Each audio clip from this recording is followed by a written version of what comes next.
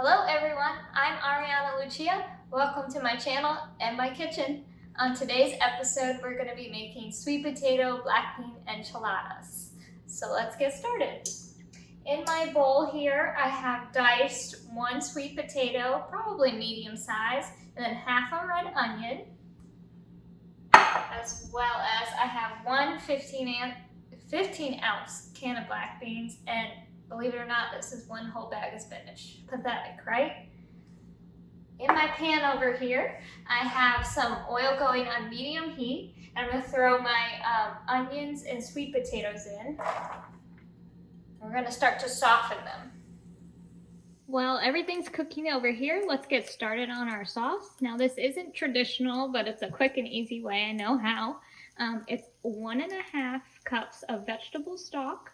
To that, I'm going to add 1 tablespoon of tomato paste. Now my tomato paste looks kind of funny because I don't usually use it all at once. What I do is I just put it in some parchment paper and I freeze it, just so I don't waste any. There you go.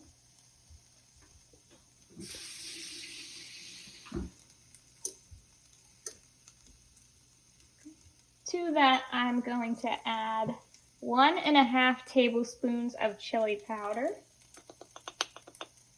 Now, if you like a thicker sauce versus a thinner sauce, I would go ahead, instead of using vegetable stock, I would just use a can of tomato sauce. And next I'm going to add in some cracked black pepper. We're going to simmer it for about 10 minutes. Now that our sweet potatoes and our onions have a slight golden color to them, let's go ahead and add in the black beans and the spinach. And we'll add in the spices, which is 1 teaspoon of chili powder, 1 teaspoon of cumin,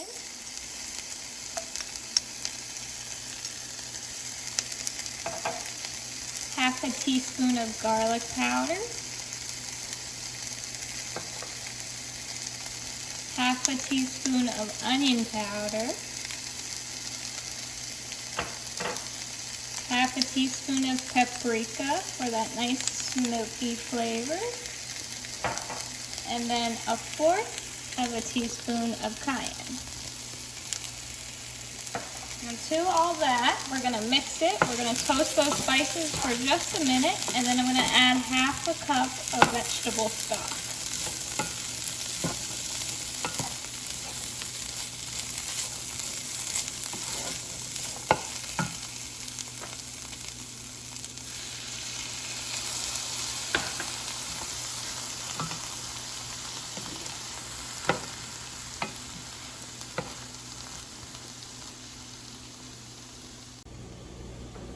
So I did go ahead and add pepper and salt to taste as well. And I'm just kind of cooking it with that vegetable stock, softening those potatoes even more. You don't have to cook them all the way through because they will go into the oven. But I've cooked it for about 5 more minutes.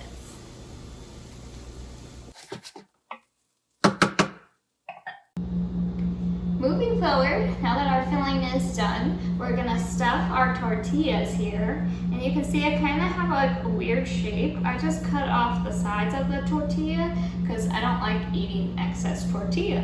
So I just kind of cut it into a nice little squared off shape, and we'll go ahead and fill it. So I would say probably 3 tablespoons of the mixture.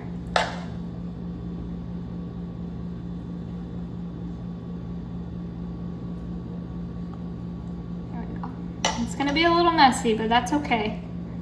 Don't be scared.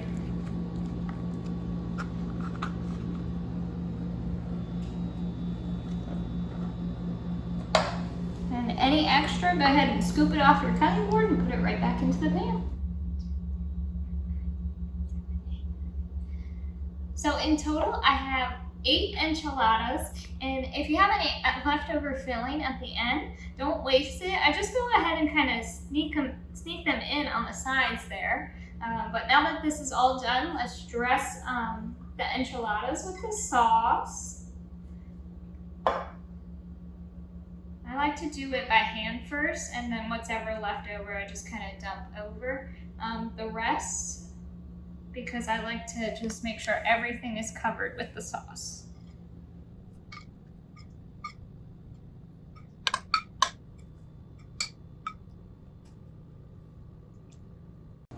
For cooking in the oven, I've covered my pan with tin foil, and I'm gonna put it at 350 degrees and cook for 25 minutes and take the tin foil off for the last 5 minutes.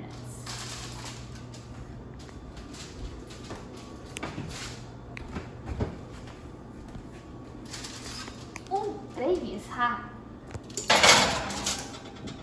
Okay. Our enchiladas just came out of the oven, so I'm gonna go ahead and plate it up, and I'll show you how I kind of adorn them. So let's grab 2.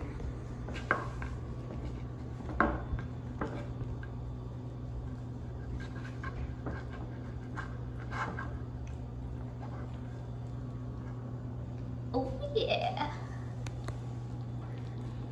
Okay. So I like to top my enchiladas with a fresh pico. You can buy it pre-made or just do it yourself. In this one I have 3 Roma tomatoes, 1 mango, and maybe like 1/4 cup of red onion, and just some salt and pepper. And then I always like a little fresh avocado as well. And I'm just gonna dollop some on the top.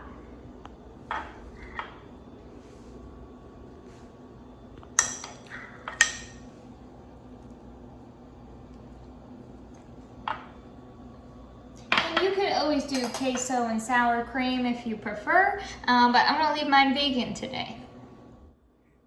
So I'm gonna try and get a bite with everything on it. With the avocado, the pico. Let's see.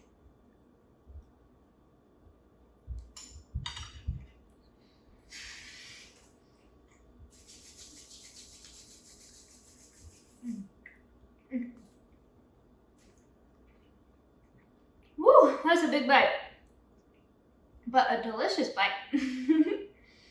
This recipe is really good. I love all the different vegetables in the filling, and then when you top it with all those fresh ingredients on top, it really has a nice balance.